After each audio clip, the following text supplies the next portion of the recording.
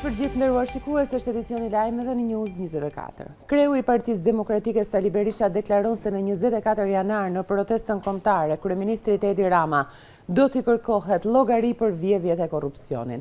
Shefi i Selis Blu thot se tashmë ka ardhur koha që Edi Rama të përballet me zemërimin e qytetarëve. Me urdhër të kryetarit të Kuvendit, Këshilli i Mandateve do të mblidhet në 28 janar për të vijuar shqyrtimin e kërkesës së SPAK-ut për heqjen e imunitetit të zëvendës kryeministres Belinda Balluku. Më herët, Partia Demokratike kallëzoi për shpërdorim detyre Peleshin për zvarritjen e shqyrtimit të kësaj kërkese. Ndërkohë, kreu i grupit parlamentar të Partisë Demokratike Gazmend Bardhi në një reagim tha se Peleshi më bllokoi 6 javë kërkesën e SPAK me urdhër të Edi Ramës.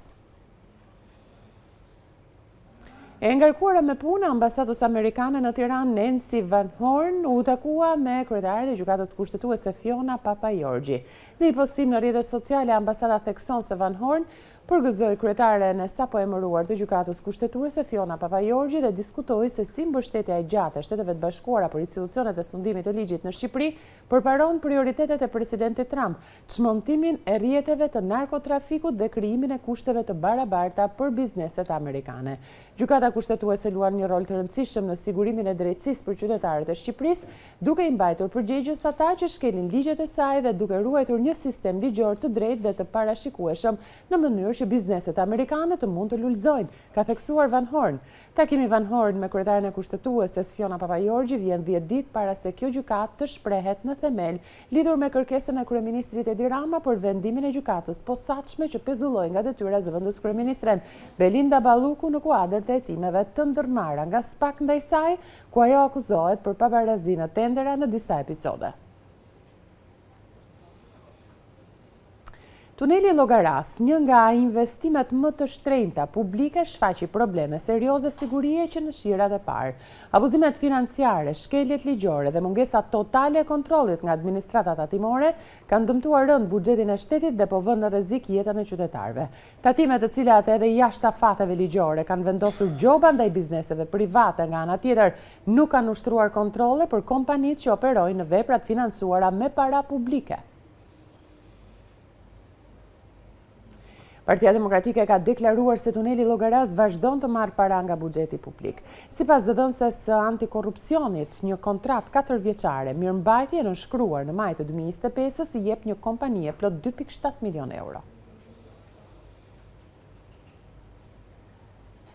Qarja e argjinaturës në disa segmente, si pasojë e prurjeve të shumta të semanit, ka bërë që lumi të vërshojë në tokat bujqësore dhe banesat në disa fshatra.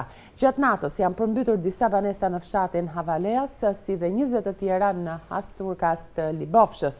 Banorët bëjnë me dije se kanë kaluar natën jashtë, ndërsa prurjet e lumit vijojnë ende me intensitet të lartë. Në ndihmë të banorëve në zonë kanë mbritur ekipet e emergjencave civile.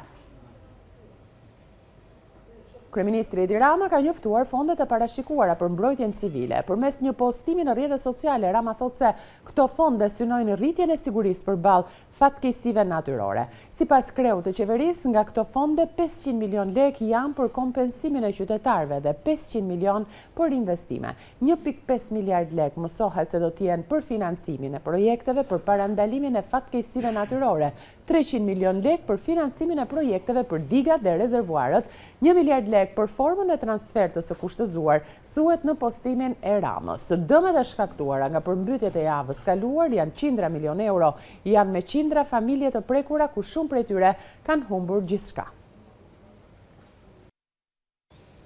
$2.5 miliard llogaritet dëmi i përmbytjeve në 3 dekada e megjithatë askush nga përfaqësuesit e institucioneve që duhet të përgjigjen për mirëmbajtjen e sistemit nuk ka dhënë llogari para drejtësisë. Shifra e dëmit është bërë publik në raportin e auditimit për përmbytjet në qytetin e Vlorës në vitin 2024. Presidenti i Shteteve të Bashkuara të Amerikës Donald Trump bëri të ditur se Irani e ka kontaktuar për të kërkuar negociata pas kërcënimeve të tij për veprime ushtarake nga Shtetet e Bashkuara. Trump tha se ai dhe ushtria po shqyrtojnë disa opsione shumë të forta lidhur me Iranin, pasi paralajmëroi udhëheqësit iranian që të mos vrasin protestuesit. Departamenti i Shtetit ka revokuar mbi 100.000 viza duke përfshirë rreth 8.000 viza studentore dhe 2.500 viza të specializuara për individ që kanë patur kontakte me forcat e ligjit të Shteteve të Bashkuara të Amerikës për aktivitet kriminal. Ne do të vazhdojmë t'i deportojmë këta bandit për ta mbajtur Amerikën të sigurt, shkruhet në postimin e Departamentit Amerikan të Shtetit.